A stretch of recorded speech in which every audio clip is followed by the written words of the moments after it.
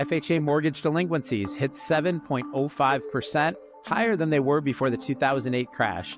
Instead of fixing the problem, the government is throwing taxpayer money at delinquent loans, keeping borrowers in homes they can't afford. Could this be the next housing bubble?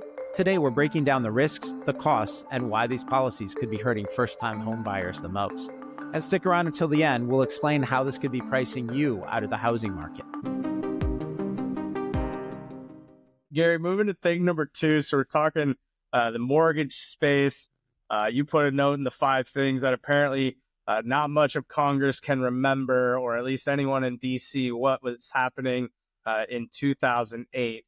Gary, thing number 2 has to do with the FHA, and you've got the FHA, meaning you, our viewers, is subsidizing delinquent borrowers and no payment mortgages. Scary stuff here, Gary. So, Rob, I'm going to break one of my rules here.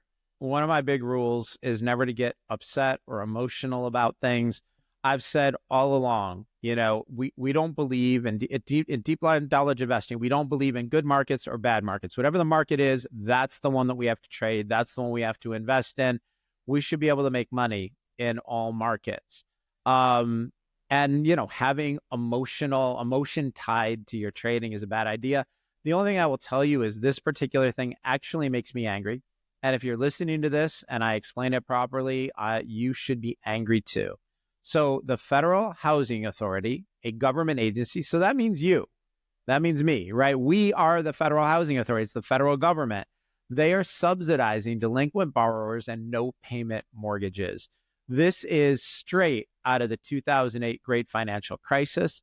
FHA mortgages, 90 plus days delinquent, and that is a long time. That's people who haven't paid their mortgage in 3 months.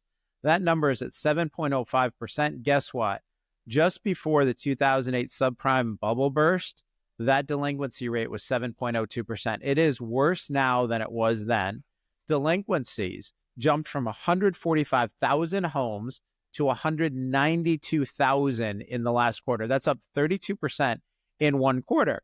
So if you were the FHA, the right move there, when you have more and more people who are delinquent and not paying their bills, is to find ways to encourage people to be responsible, to pay their bills.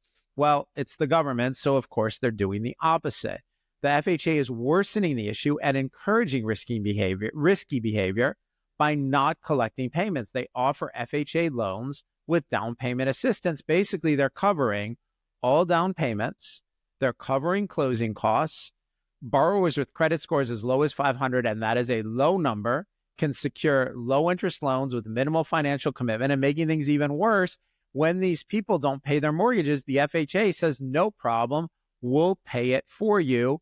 They are spending $250 million to bring 173,000 missed payments, current, keeping borrowers out of foreclosure. Another way to say that, if you're watching this, is that you have spent $250 million paying for people who aren't paying their mortgages. Now, if somebody wants to say, well, wait a minute, shouldn't we care for poor people? Okay, there are lots of things we could and should do to help these people, but basically pretending that they're homeowners when they don't put money down, when they don't pay their bills, when they have no financial obligation, but somehow they own the house. People talk about the government financing it. There's no government financing. It's you, it's me, it's you, Rob, it's us. We are paying for this, and paying the bills for people who refuse or are unable to pay their own bills just skews the housing market. It is a disaster for everyone. And for those of you who are saying, well, I don't understand, who cares? Couldn't they just print more money? I will just refer you to the economic carnage that took place in 2008. And we are at delinquency levels that are worse than that. And for those of you who are a bit younger, I assure you, going through 2008 was not a whole lot of fun. And if you owned equities, stocks did not do well in that time period. They bounced pretty well after because of a lot of financial stimulus. But this is not a position that we should be in. Yeah, that was a rough period, Gary, but it sounds like, hey, free housing sounds great. Free houses for everyone. I mean, yeah, what does the ugly side of this look like? Are we looking at what happened again in that 2008 housing crisis? Well, so first of all, let's just talk about bad incentives. If you tell people, you don't need to put money down, you don't need to pay your mortgage, you don't need to do anything, you should just have the house.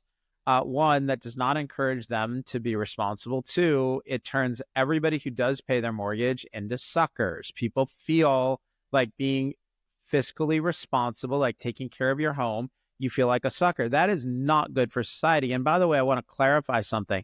That $250 million I talked about, that's $250 a month propping up delinquent loans instead of allowing market corrections. And so, people love to say, well, wait a minute, but these people live there and, you don't want to throw them out of their home. Okay. So for those of you who are thinking that, for those of you who think that the government should be providing a lucky group of people with free houses, because why not?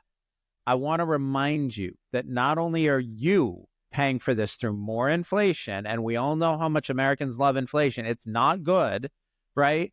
That action prevents houses from entering the sales market, right? And so, why do we have compassion for people who are getting free houses and not paying their bills, but not have compassion for all the young people who are delaying marriage, who are delaying starting families because they can't afford to buy a house? Now, is this the only reason why young people can't afford a house? Of course not, but it's one of the reasons why. And so, we can easily have more sympathy for these young people who they're still living at home with their parents because they can't afford anything.